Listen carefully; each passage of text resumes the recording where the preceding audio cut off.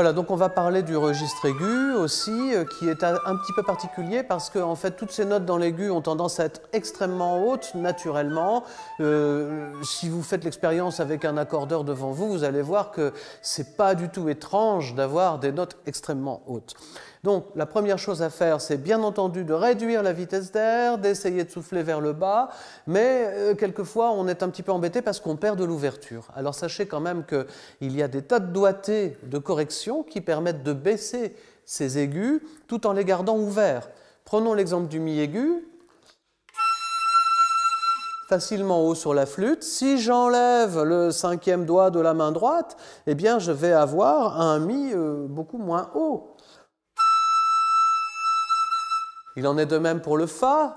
Voici le doigté habituel du fa. Je rajoute le 4e doigt de la main droite et là, j'ai un fa beaucoup plus bas. Donc sans correction.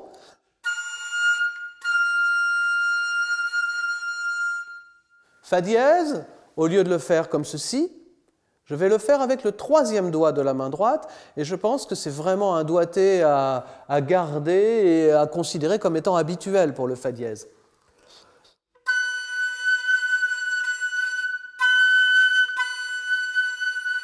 On entend nettement la différence entre le bon doigté, enfin le doigté 3e doigt de la main droite et le doigté 4e doigt de la main droite.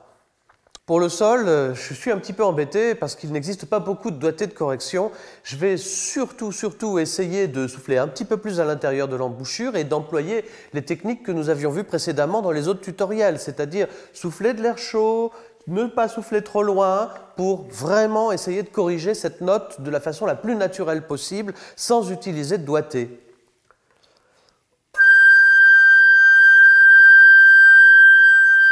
Voilà, là comme ça fonctionne.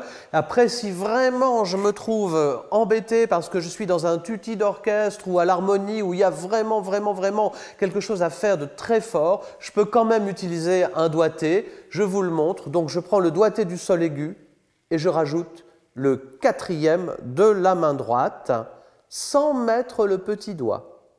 Le 4e de la main droite et je n'ai pas mis le petit doigt qui est habituellement là pour le sol. Attention, c'est pas terrible, le son est un petit peu fermé, mais quelquefois ça nous dépanne.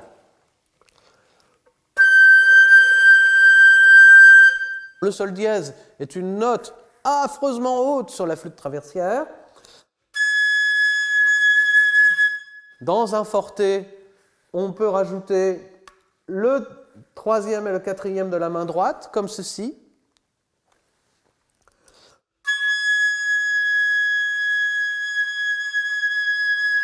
Ça l'arrange pas mal. Le la aigu, il y a plusieurs doigtés de correction possibles. Il y en a un génial que donne Vincent Lucas à ses étudiants et que je vous donne à mon tour. C'est de rajouter le 3e de la main droite, mais en laissant le trou de l'anneau, de la clé, ouvert. Et ça, c'est formidable.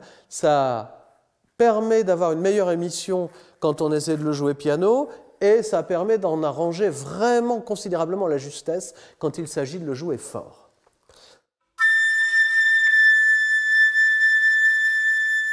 Vous avez entendu cette correction dans la mesure où j'ai, à l'intérieur même du son, changé le doigté.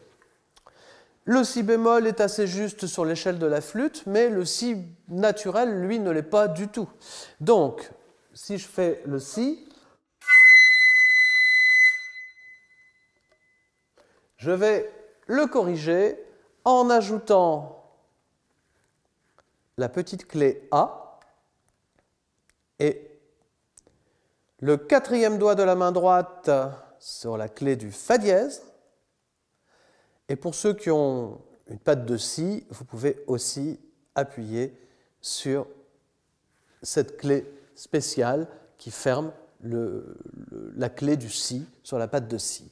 Et ça, c'est vraiment intéressant parce que franchement, le si aigu, c'est une note affreusement haute.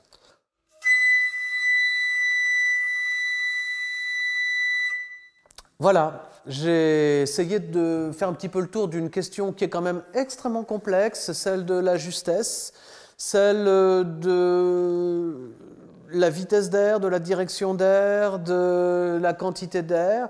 Et j'ai bien conscience que ce sont là des pistes de recherche plutôt que des vérités clés en main. Donc, ma foi, je vous souhaite à tous une belle recherche avec ce merveilleux instrument. Et j'espère que ces outils supplémentaires vont vous permettre d'avoir plus de moyens pour vous exprimer avec cet instrument.